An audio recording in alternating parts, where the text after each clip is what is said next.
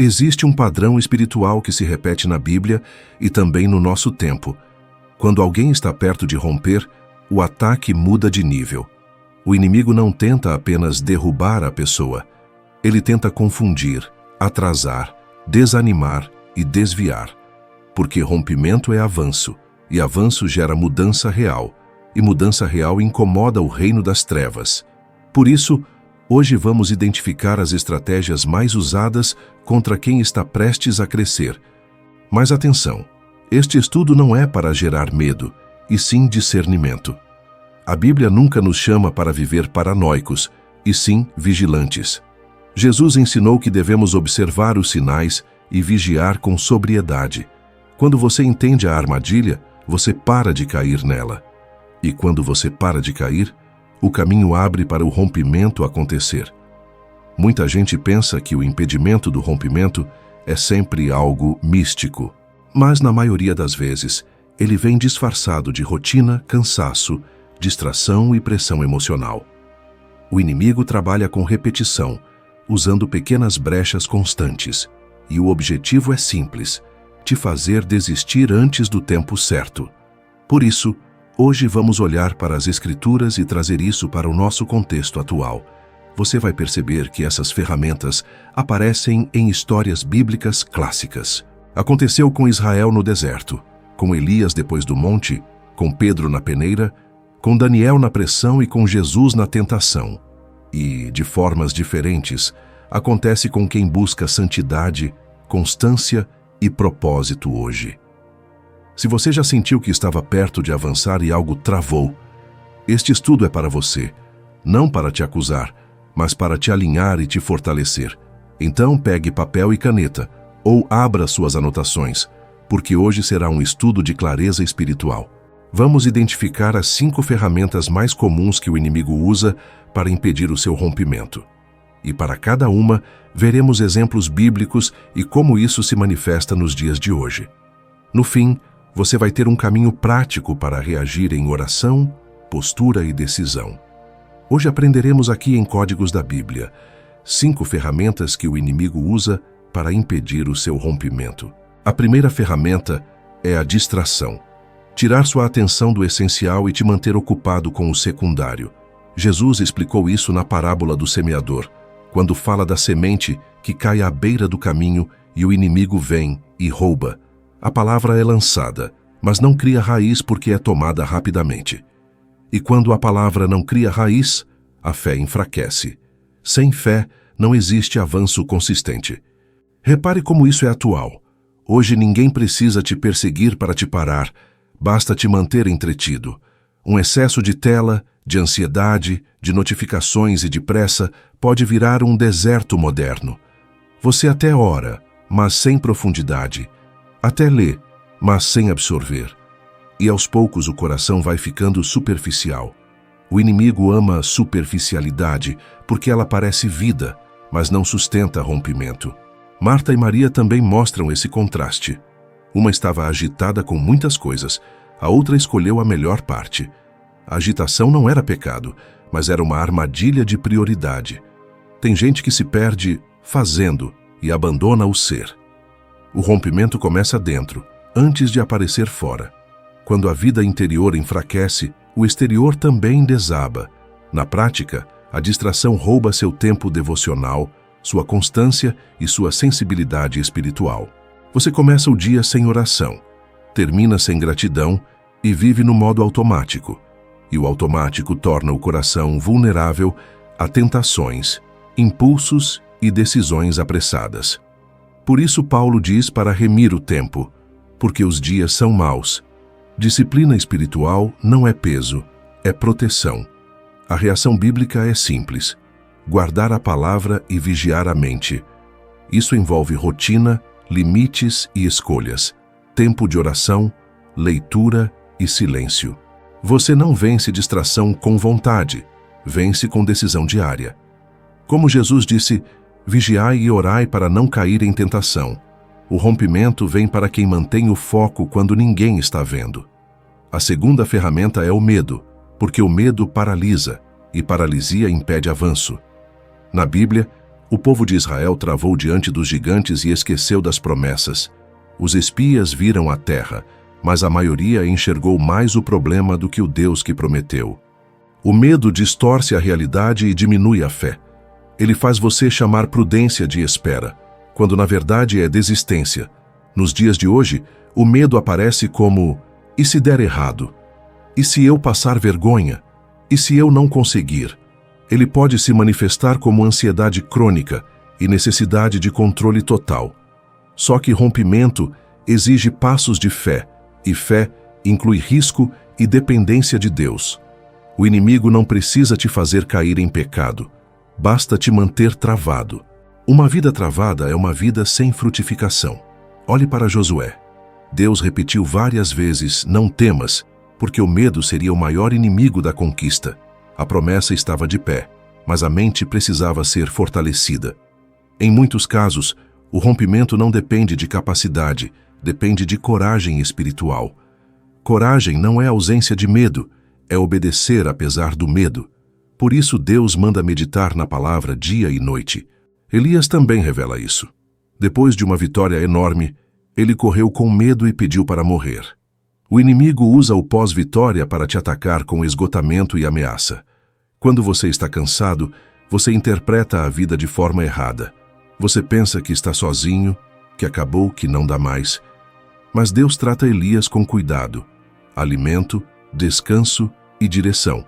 A reação ao medo é lembrar quem Deus é e o que ele já fez. Davi enfrentou Golias porque trouxe à memória os livramentos anteriores. O medo diminui quando você troca cenários por promessas. Ore com a Bíblia aberta, declare a palavra e avance em passos pequenos e constantes. Rompimento não é explosão. Muitas vezes é perseverança diária. A terceira ferramenta é a acusação, te fazer viver preso na culpa e na vergonha. Apocalipse chama Satanás de acusador dos irmãos, aquele que acusa dia e noite. A acusação não te leva ao arrependimento, ela te empurra para o afastamento. Ela diz: você não presta, não adianta, Deus não vai te usar. E assim, o inimigo tenta cortar sua comunhão com Deus. Existe diferença entre convicção e acusação. O Espírito Santo convence para restaurar. Já a acusação condena para destruir e te deixar sem esperança. Pedro caiu, chorou e voltou. Judas caiu, se isolou e afundou. A ferramenta aqui é te isolar, te fazer esconder e se punir. E quem se isola perde força espiritual. Zacarias 3 mostra isso claramente. O inimigo acusando o sumo sacerdote e Deus repreendendo o acusador. Deus troca vestes sujas por vestes limpas, mostrando restauração. O inimigo quer que você se identifique com seu erro, mas Deus te chama pelo propósito. Quando você aceita a acusação, você para de avançar. Quando você aceita a graça, você recomeça mais forte. No contexto atual, a acusação pode vir até pela comparação nas redes sociais. Você vê a vida perfeita dos outros e sente que nunca será suficiente. Isso vira uma culpa silenciosa, um peso constante, uma sensação de atraso.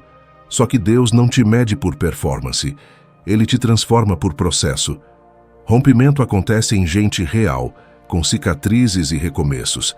A reação bíblica é confissão, arrependimento e reposicionamento.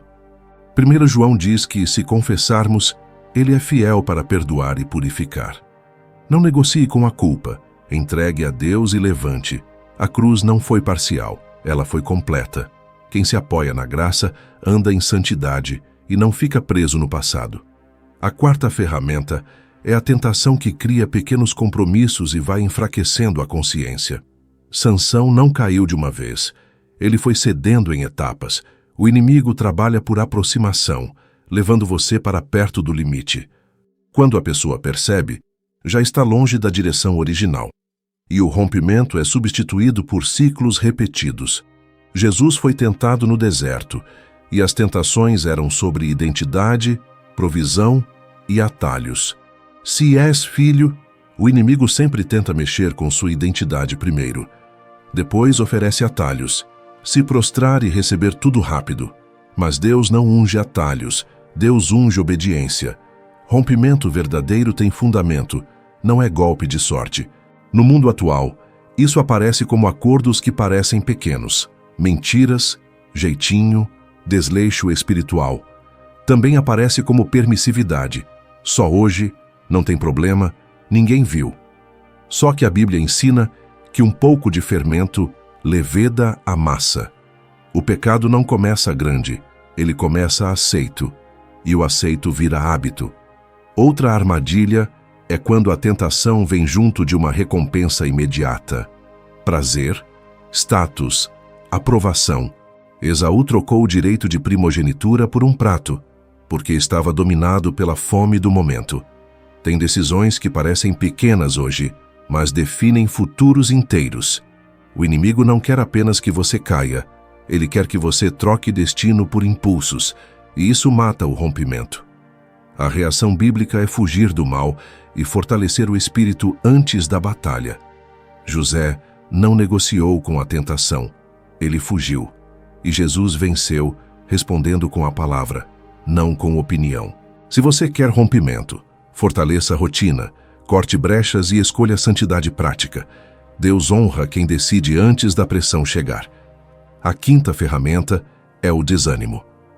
Quando o inimigo não consegue te destruir, ele tenta te cansar. Daniel mostra isso. Havia guerra espiritual e houve atraso na resposta. Muita gente interpreta atraso como Deus não respondeu e para de orar. Mas a Bíblia mostra que existe resistência e perseverança na caminhada. Quem persevera atravessa o vale e chega na promessa. Neemias também enfrentou isso: zombaria, ameaça e desgaste contínuo durante a reconstrução. O inimigo dizia: não vai dar, vocês são fracos, isso vai cair. O objetivo era quebrar a motivação e parar a obra. Hoje acontece igual: desânimo por excesso de cobranças, pressões e frustrações. Quando você está esgotado, até a promessa parece distante. O desânimo também aparece quando a pessoa faz tudo certo e mesmo assim não vê resultado rápido. Aí nasce a sensação de injustiça, de abandono e de atraso. Só que Deus trabalha em processos e processos maturam caráter. O inimigo quer te tirar do processo antes da colheita. Ele quer que você plante e desista no meio. Por isso a Bíblia insiste: não nos cansemos de fazer o bem, porque no tempo certo colheremos. Tempo certo não é o seu relógio, é o tempo do Senhor. O inimigo tenta acelerar sua ansiedade ou prolongar sua desistência. Mas quem aprende a permanecer em Deus atravessa fases sem perder a fé. Rompimento é também resistência. A reação bíblica é renovar forças em Deus e organizar a vida espiritual. Descanso, oração, palavra e comunhão não são luxo, são manutenção da fé. Até Jesus chamava os discípulos para descansar um pouco. Se você quer romper, cuide da sua energia espiritual e emocional, porque o inimigo tenta te cansar, mas Deus te fortalece para continuar. Hoje você viu com clareza: distração, medo, acusação, tentação e desânimo são ferramentas repetidas nas Escrituras e no nosso tempo.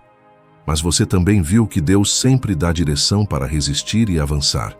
Rompimento não é sorte, é alinhamento, foco, fé, graça, santidade e perseverança. Agora que você identificou as armadilhas, a pergunta é: qual delas mais tem te atacado nesta fase? Quando você descobre o padrão, você quebra o ciclo. Se este estudo falou com você, escreva nos comentários: eu vou romper, para eu saber que você está nessa caminhada. E me diga qual tema você quer ver aqui no Códigos da Bíblia: sonhos, ataques noturnos, discernimento, profecias ou oração. Compartilhe este vídeo com alguém que está desanimado e precisa de direção. Se inscreva e ative o sino, porque aqui é um canal de estudos bíblicos, com ensino claro e profundo. Nos vemos no próximo estudo do Códigos da Bíblia.